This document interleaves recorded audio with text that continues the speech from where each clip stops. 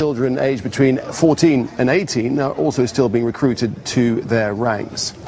Well, the Tigers have been fighting the Sri Lankan government for a separate Tamil homeland for decades. Many Tamils in Sri Lanka have sought refuge in the ethnic Tamil areas of neighbouring India. Matt McClure reports from Chennai in India. Like many Tamil exiles now living in India, KN Kamalaharan has always dreamed of returning one day to Sri Lanka, even now as he's plagued by nightmares about relatives who stayed behind on the island nation and are caught in the crossfire of the current conflict. My family have all been forced to flee. I've lost contact with them, he says. I'm having sleepless nights worrying about their plight, wondering what trouble they're in. The recent battles between the Sri Lankan army and Tamil Tiger fighters have displaced over 250,000 people. Government forces have made major advances on previously held Tiger territory in the north in the last few months. Between Kilinochchi and the Elephant Pass. But military experts who studied the 3-decade-long civil war and fought against the Tigers say they are still not a spent force. Losing conventional capability in the case of a guerrilla organization means little, because they retain the talent for creating insurgency war, which is likely to continue on a smaller scale. The Tigers are officially banned in India, but there are many among the 60 million Tamils here who believe their sisters and brothers in Sri Lanka are being unfairly oppressed. More than a few who believe the Tigers are the only ones who can make things right. If they're in a war, they may lose, but they may withdraw, retreat. But don't think they will submit to the dictates of the Sri Lankan government. They will fight it to the last.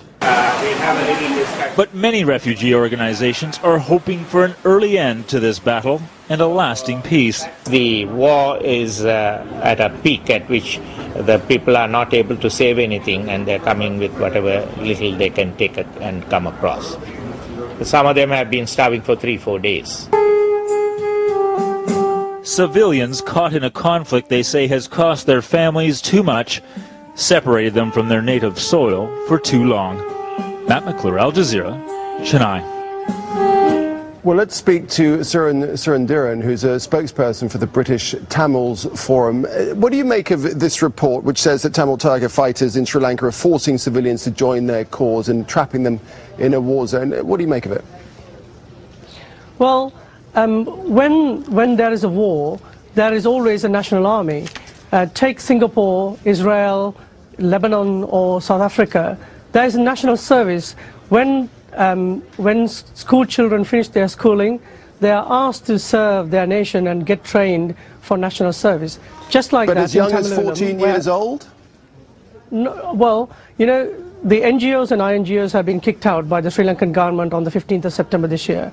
If you had the NGOs and INGOs, then you have a better report on who is being trained and who is being asked to fight.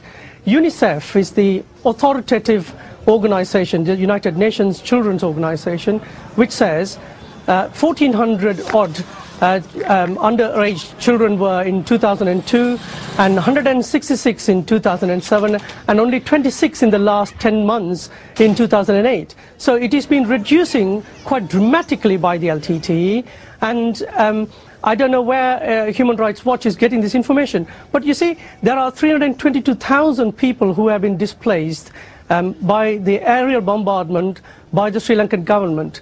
Sri Lankan government is using cluster bombing by their air force.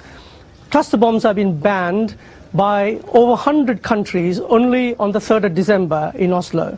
Sri Lankan government used it on the 29th on IDPs, internally displaced people, and 2 children and 3 adults got killed. Only last Saturday, a 5-month-old baby was bombed through by the Air Force. So it's absolutely what kind right of justification? There is chaos and a lot of misery in Sri Lanka, and who's to say who's to blame? But it is fair to say that most of Sri Lanka is under government control right now. Is it not time to sit down and negotiate a settlement? Of course, I think the sole representatives of the Tamils, the LTTE, has been adhering to the ceasefire, internationally sponsored ceasefire agreement from 2002. It's the Sri Lankan government which unilaterally abrogated from the ceasefire agreement on the 16th of January this year. Even as recent as last week, the LTTE said they are willing to negotiate with the Sri Lankan government. So it is the ball is in the Sri Lankan government's court. Why isn't the human rights organizations protesting against a government that is bombing its own people? It is the third country in the history of the world to bomb its own people. It has bombed the Tamil nation, the Tamil homeland, with bombs that are worth more than what is being used at Hiroshima by the American forces during Second World War. So it is almost like asking, when Germany was bombing the Europeans, asking the Europeans to move towards Germany is what the international community is asking. The Tamil homeland has been bombed, 322,000 people have been displaced, and we are asking the Tamil people to walk away from their homes into an army.